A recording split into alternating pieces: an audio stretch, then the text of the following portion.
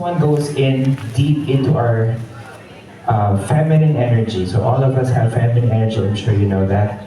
We're gonna go into a deeper squat. So you're gonna take your toes out to the side, and then you're gonna sit all the way down towards the heels, as low as you can go. So, so this is the high priestess, right? So toes out, sit a lot lower, hands in prayer. This is, yes, a yogic squat.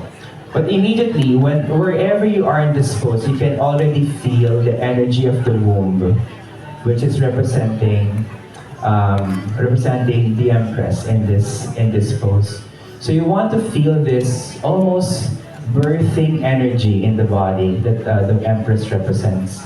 All of us have that feminine energy inside. All of us have the capacity to create and to give birth to something. And this is how it feels like.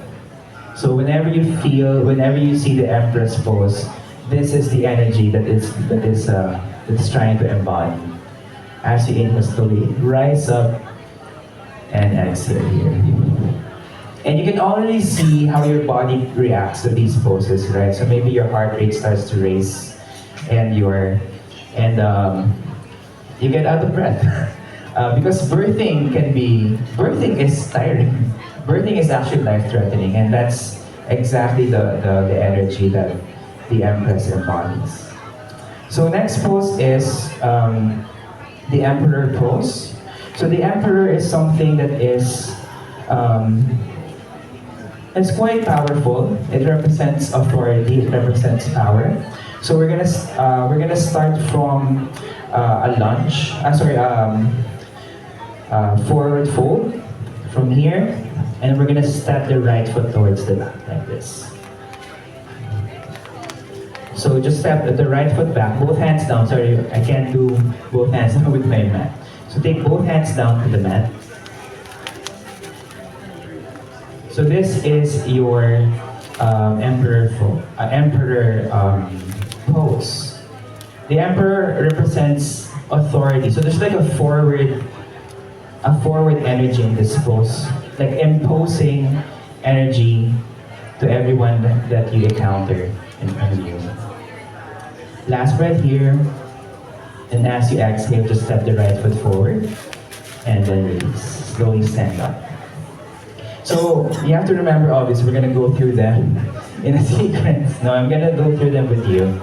Don't worry about that. The next one is a Hierophant.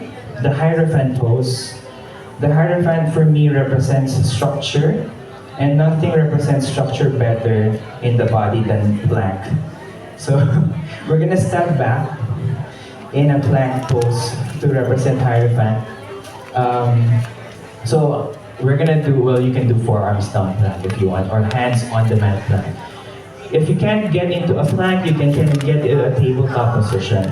But I think what you're looking for is that how do you rearrange your body in such a way that you hold your structure in a different orientation.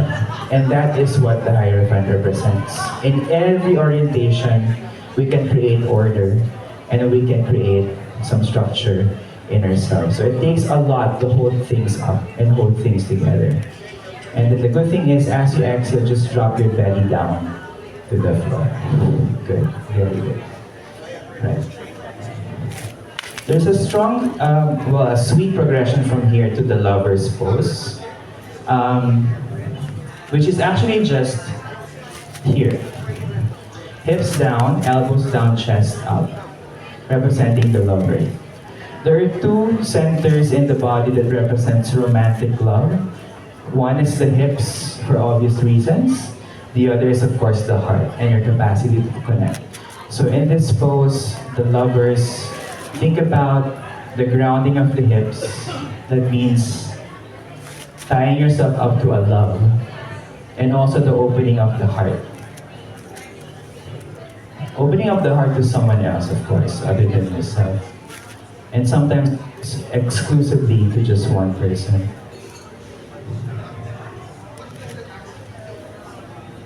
Last breath here.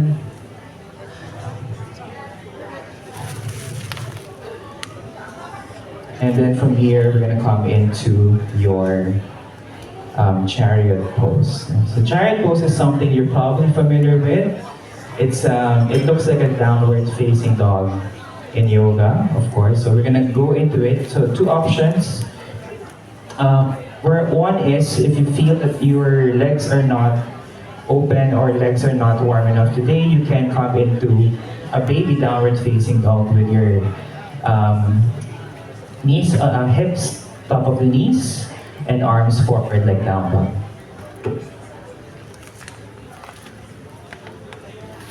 And of course, the full version is with your hips up and back.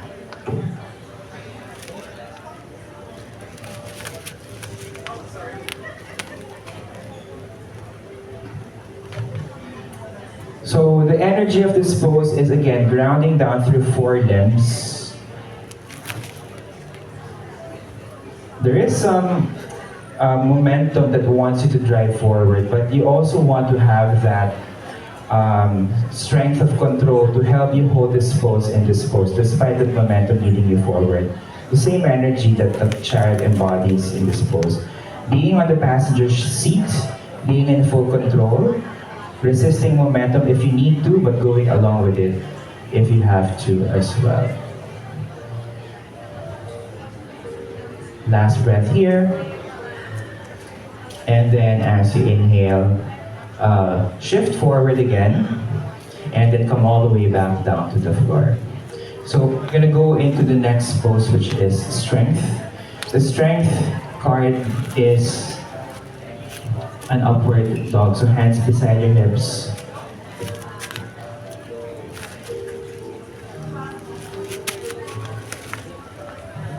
This pose reminds me of a proud lion. So if you have the classic Rider-Waite card, there's a lion in the card, and then this one really embodies the sense of pride. You don't really have to describe it in words, but you can really feel pride, strength embodied in this pose.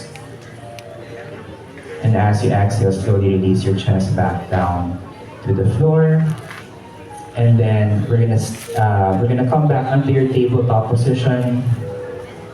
So come up on all fours for the next pose, which is the hermit.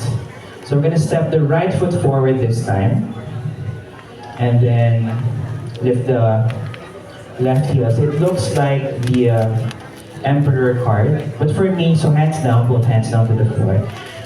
In a way, the Hermit is the reverse of the Emperor in terms of the source of their authority and the domain that they operate in. So right and left, left and right. Emperor as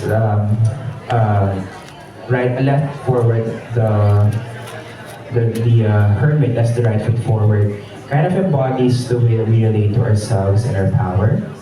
So for me, it's a good reminder of how to reflect on the relationships between the cards and what they embody as well.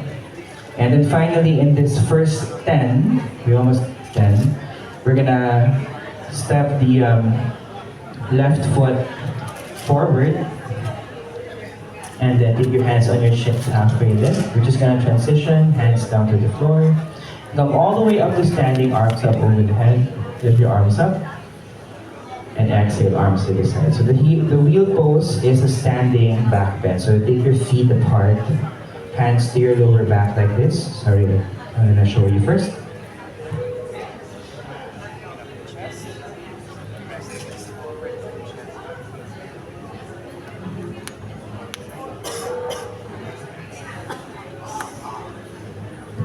As you exhale, slowly release, come back to standing.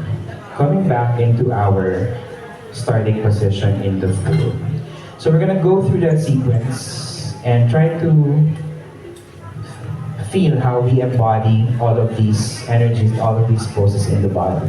So you can start at the top of the mat actually. We're gonna start in the fool.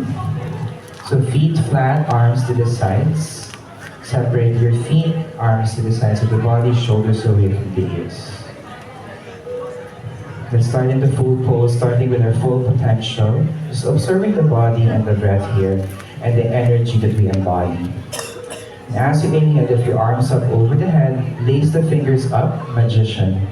Press the palms up. Experience your own power and potency in this pose. Inhale and exhale. Last one. And as you exhale, fold forward, hands down to the floor. Bow down, head down. Let's go into your high priestess. So sit on your chair pose, bend your knees, lift your arms up. Sorry, my hands.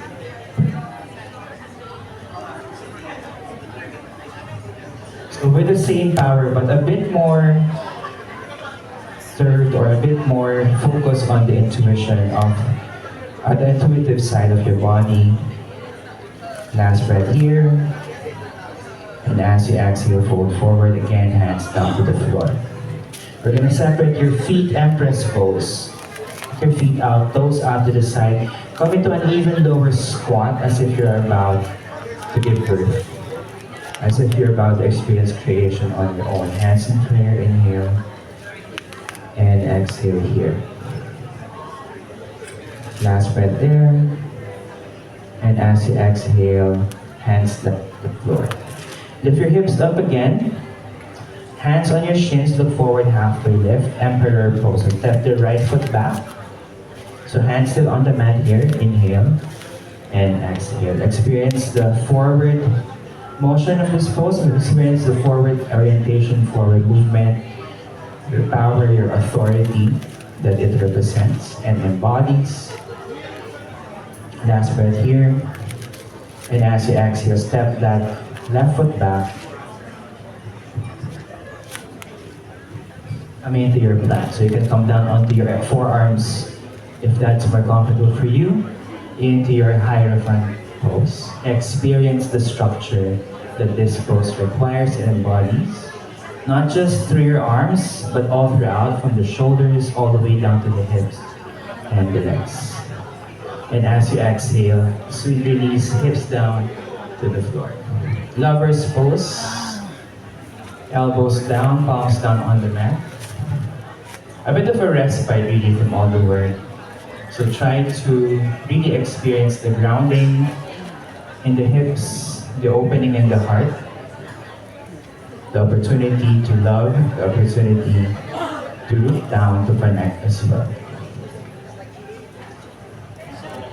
Last breath here. And as you exhale, we're going to come up into your chariot. So either come onto your tabletop, hands on all fours, or come up into your hips up and back. Experience the resistance of gravity and the ground and even your own body in this pose as you hold yourself up and back. And then understand what it means to be a passenger of your own chariot. The body is your chariot in your journey.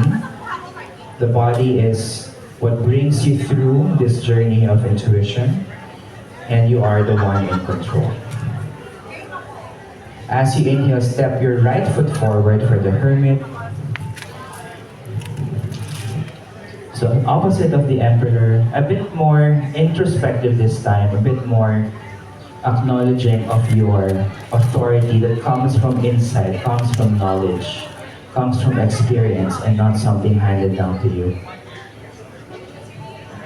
And as you inhale, step your left foot forward, and exhale, fold forward, come all the way, head down. Inhale, come all the way up, arms up over the head, reach up, and exhale, arms to the sides. Take your hands to the back again for your Wheel of Fortune. As you inhale, lift your heart chakra up, your chest up. Exhale, hips forward, opening yourself up to the world in this pose, opening up to all the opportunities. Last breath here. And as you inhale, look forward again. And as you exhale, release, arms to the sides. Take a breath here, inhale. And exhale. How are you? Okay. So, I see the first 10 as like a fundamental first cycle, and then it repeats itself in a way through the arcana. So you go through changes in your life and in your experiences. The next 10 is actually quite challenging. It has the tower, so we also have an embodiment for the tower moment. So we're gonna go through them. Um, I've made options as well, so let's see what we can work with. So we're gonna start with justice. Justice is actually easier. So we're gonna step the left. So in your case, you step your right.